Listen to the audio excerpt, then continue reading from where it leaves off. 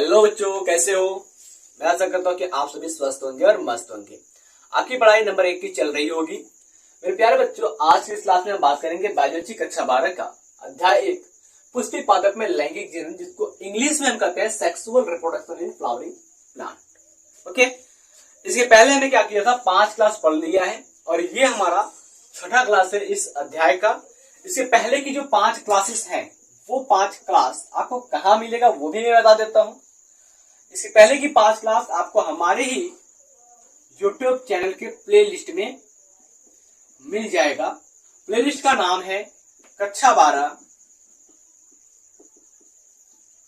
जीव विज्ञान 2023-24। क्या है? कक्षा 12 जीव विज्ञान 2023-24। सेम इसी प्रकार से कक्षा 11 का भी है, वहां पर केवल कक्षा 12 की जगह पर कक्षा 11 रखा गया है। सब कुछ वही है। हमारे इस चैनल की सबसे खास बात यह है कि आपको यहाँ पर जितनी भी क्लासेस मिलेगी सब मिलेगी फ्री ऑफ कास्ट, एक भी रुपया नहीं लगेगा। जो रुपया बचेगा वो भी जाएगा आपके जेब में। अपने इस चैनल पर हम आपको चैप्टर वाइज एमसीक्यू क्वेश्चन को सॉल्व करवाएंगे, साथ में आपको लॉन्ग आंसर का भी क्वेश्चन करने के लिए देंगे। आप उससे घर पर प्रैक्टिस कीजिएगा। और चलते हैं आज की इस क्लास को शुरू करते हैं। जानते हैं कि आज की इस क्लास में आपको क्या पढ़ना है और हमें क्या पढ़ाना है। ठीक है, तो आज की इस क्लास में आपको पढ़ना है गुरु बीजाणु जनन, जिसको इंग्लिश में हम कहते हैं माक्रोस्पोरोजेनेसिस। ठीक है, माक्रोस्पोरोजेनेसिस। आज के पहले यानी कि कल की क्लास में हमने पढ़ा था बीजांड क्या होता है, बीजांड कितने प्रकार का होता है। ठीक है, तो आज की इस क्लास में पढ़ेंगे गुरु बीजाणु जनन। चलिए, सबसे पहले हम जान लेते हैं कि गुरु बीजाणु जनन होता क्या है।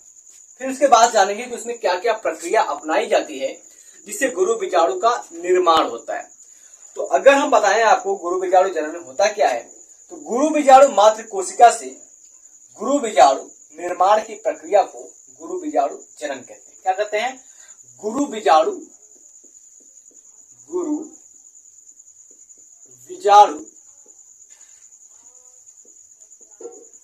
मात्र कोशिका से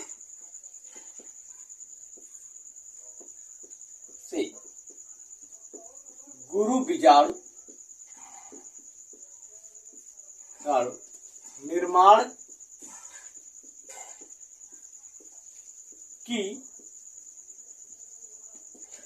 निर्माण की प्रक्रिया को गुरु बीजाणु जनन कहते हैं। Okay dear biologist, I hope आपको ये पॉइंट समझ में आया होगा कि गुरु बीजाणु मात्र कोशिका एक होती है और उसी से जब गुरु बीजाणु का निर्माण होता है, कई बार समसूत्री विभाजन, कई बार अर्धसूत्री विभाजन के फलस्वरूप जब गुरु बीजाणु का निर्माण होता है तो उस प्रक्रिया को हम कहते हैं गुरु बीजाणु जनन। तो चलिए अब हम समझते हैं कि कैसे गुरु बीजाणु मात्र कोशिका से एक गुरु बीजाणु का निर्माण होता है। तो उसके लिए हमको इस चित्र की सहायता लेना पड़ेगा ताकि आपको एकदम प्रॉपर तरीके से अच्छे से समझ में आ जाए और एक एक पॉइंट आपके दिमाग में बैठ जाए। तो सबसे पहले मैं बताऊं कि ये एक बीजांड का संरचना, जितना भी यहाँ पर आपको दिखाई दे रहा है सब बीजांड का संरचना है और इसी बीजांड के अंदर ही हमारे गुरु बीजाणु का निर्माण होता है, यानी कि अंड कोशिका का निर्माण होता है।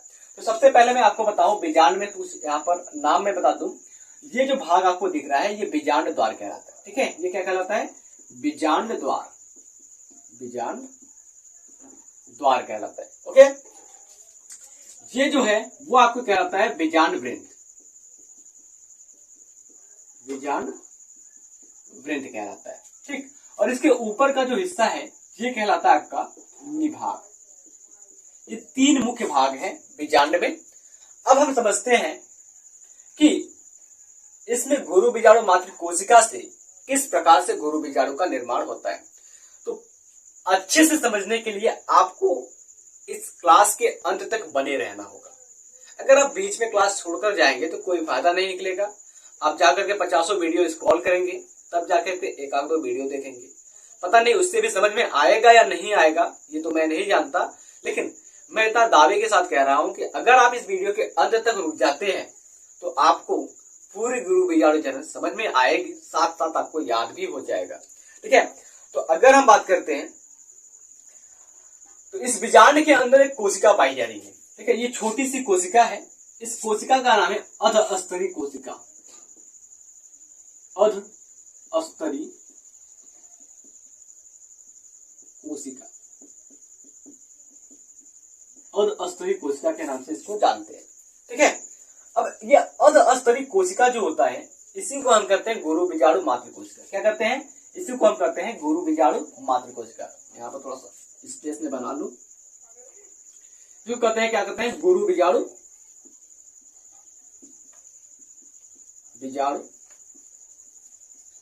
मातृ कोशिका, ठीक है। गुरु बीजाणु मातृ कोशिका के नाम से इसी को जाना जाता है। अभी क्या होता है कि ये जो गुरु बीजाणु मातृ कोशिका है इसमें अभी किसी भी प्रकार का कोई विभाजन नहीं हुआ है। क्या है? किसी भी प्रकार का कोई विभाजन नहीं हुआ है, तो इसलिए हम यहाँ पर लिखेंगे गुरु बीजाणु मातृ कोशिका बिना विभाजित हुए, बिना विभाजन के, ठीक है। गुरु बीजाणु मातृ कोशिका बिना विभाजन के। अब देखो क्या होता है कि इस अधस्तरी कोशिका में हम कहें या फिर गुरु बीजाणु मातृ कोशिका में कहें, तो इस कोशिका में होता है कोशिका विभाजन, कोशिका विभाजन। कोशिका विभाजन का मतलब आप समझते हैं? जैसे कोशिका विभाजन का मतलब ये होता है कि कोई कोशिका है, ठीक है, इस प्रकार से कोई कोशिका है जिसको इंग्लिश में सेल कहते हैं। अब इसमें विभाजन करवाना है, तो विभाजन कैसे होता है? तो सबसे पहले ये जो कोशिका होती है इसका कोशिका द्रव्य जो होता है वो बटने लगता है, इस प्रकार से इसमें संरचना होने लगती है। उसके बाद इसका जो केंद्रक होता है वो इस प्रकार से बटने लगता है और अंत में एक समय आता है ये दो कोशिकाएं बन जाती है। ये जो खांच बन रही है ये खांच ज्यादा गहरी होती चली जाती है, और ये जब खांच जो होता है गहरी हो जाती है तो एकदम से मिल जाती है। जब एकदम से मिल जाएंगी तो वो तो वैसे ही दो कोशिकाएं दिख रही हैं, और एक समय आएगा ये दोनों अलग हो जाएंगी। इस प्रकार से दो कोशिका का निर्माण हो जाता है। ओके, समझ में आया? चलो आगे बात करते हैं। यहां पर क्या हो रहा है? कोशिका विभाजन हो रहा है।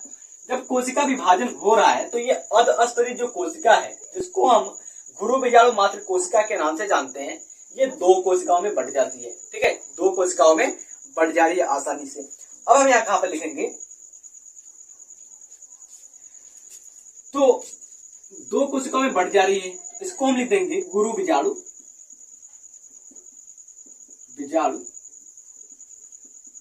मातृ कोशिका। देखो, जब तक विभाजन नहीं हुआ है तब तक तो वो अधस्तरी कोशिका रहेगी, ठीक है। जब तक विभाजन नहीं हुआ है तब तक वो अधस्तरी कोशिका रहेगी। जैसे ही कोशिका विभाजन, जैसे ही सेल डिवीजन हुआ तो वो कोशिका गुरु बीजाणु मातृ कोशिका में बदल जाएगी। इतना समझ में आया? अब आगे क्या होता है? अब आगे इसी गुरु बीजाणु मातृ कोशिका में ये जो कोशिकाएं हैं, इस गुरु बीजाणु मातृ कोशिका में क्या होता है? अर्धसूत्री विभाजन होता है। क्या होता है? अर्धसूत्री विभाजन, अर्धसूत्री विभाजन होता है। इसके पहले थोड़ा सा ध्यान रखते हैं, इस कोशिका का नाम है बीजाणु जनन कोशिका, ठीक है। बीजाणु जनन, ठीक है, बीजाणु जनन। अब बीजाणु जनन क्यों कह रहे हैं? क्योंकि इसी कोशिका में विभाजन होगा, विभाजन के फलस्वरूप ढेर सारी कोशिकाओं का निर्माण होगा, और नीचे की जो कोशिका होती है इस कोशिका को हम नाम देते हैं भित्तीय कोशिका, ठीक है। इस कोशिका को क्या नाम देंगे हम? भित्तीय कोशिका।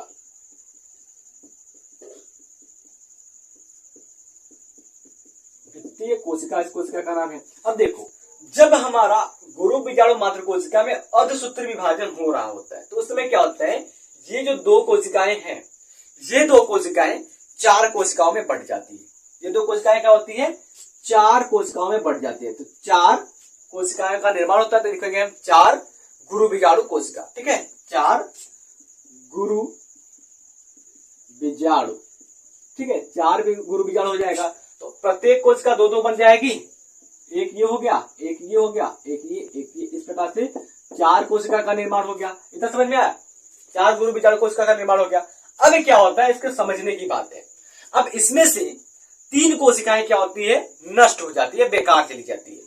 केवल एक कोशिका जो बचती है वो परिपक्व होती है। परिपक्व होने के बाद वो पूरी प्रक्रिया को आगे बढ़ाती है।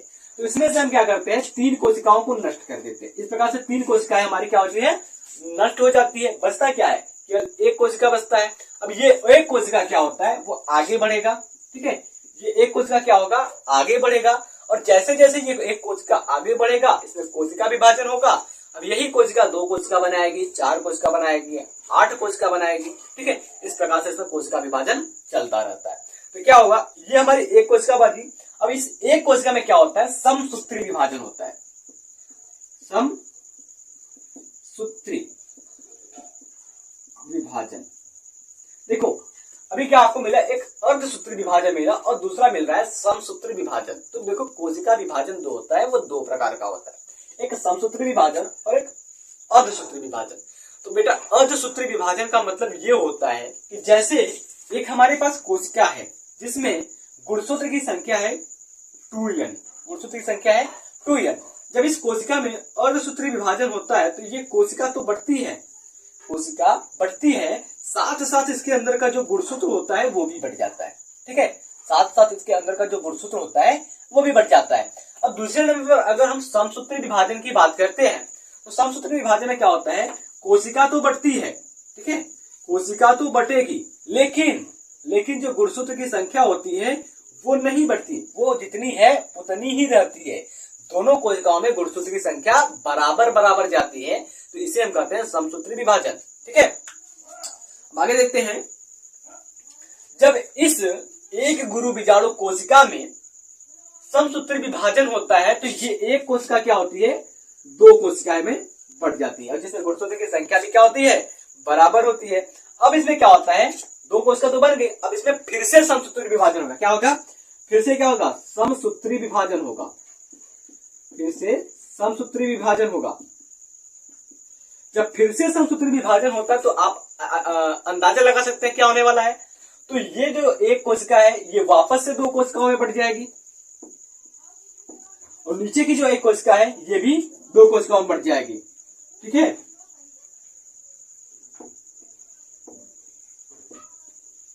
तो इस प्रकार से एक कोशिका क्या हुआ, उसमें समसूत्री विभाजन हुआ, 2 कोशिका में बढ़ी, फिर समसूत्री विभाजन हुआ, 4 कोशिका में बढ़ी, फिर आगे क्या होता है, यहाँ पर वापस से समसूत्री विभाजन होता है। ठीक है, अभी रुकता नहीं समसूत्री विभाजन, समसूत्री विभाजन कंटिन्यू होता रहता है। तो वहां पर वापस से क्या होता है, समसूत्री विभाजन,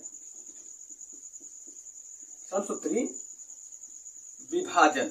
जब समसूत्री विभाजन होता है, ठीक है, जब समसूत्री विभाजन होता है तो क्या होगा, ये 4 कोशिका है, अब ये 4 कोशिकाएं क्या करेंगी, 8 कोशिकाओं में बढ़ जाएंगी। 4 कोशिका क्या होगी, 8 कोशिकाओं में बढ़ जाएंगी। तो इस प्रकार से 1 2 3 4 5 6 7 8, ये क्या होगी, 8 कोशिकाओं में बढ़ जाएगी। अब इसके आगे की प्रक्रिया क्या होती है, ये 8 कोशिकाएं बिना विभाजित हुए, ये 8 कोशिकाएं क्या होती है, बिना विभाजित हुए अपने अपने स्थान पर चली जाती है, जिस कोशिका को जहां जाना होता है वहां।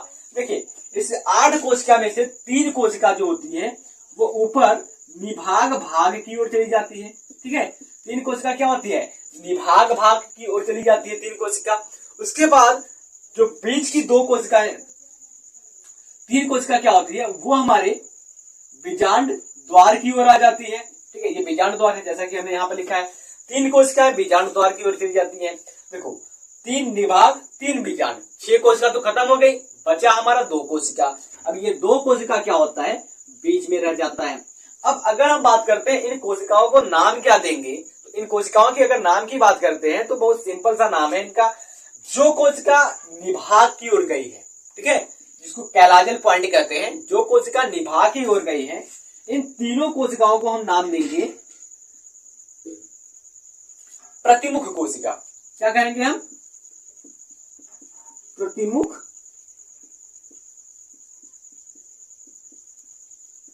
इन तीनों कोशिकाओं के हम क्या नाम देंगे, प्रतिमुख कोशिका। उसके बाद बीच की जो 2 कोशिकाएं हैं, बीच की इन 2 कोशिकाओं को क्या नाम देंगे हम, बीच की इन 2 कोशिकाओं को हम नाम देंगे द्वितीयक केंद्रक। ठीक है, ये 2 कोशिकाएं क्या कहलाएगी हमारी, द्वितीयक केंद्रक। ये 2 कोशिकाएं क्या कहलाएंगी, द्वितीयक केंद्रक। अब बचती है बीजांड द्वार की ओर की 3 कोशिका, बीजांड द्वार की तरफ की 3 कोशिका बचती है। और इन 3 कोशिकाओं में से जो किनारे किनारे की 2 कोशिका होती है, ठीक है, किनारे किनारे की जो 2 कोशिका होती है वो कहती है हमारी सहायक कोशिका। क्या कहलाती है? सहायक कोशिका। अब बच रही है आपके बीच में एक कोशिका। अब इस एक कोशिका को हम कहेंगे अंड कोशिका। ये दिख रहा होगा, बड़ा सा लिखता हूं मैं ना।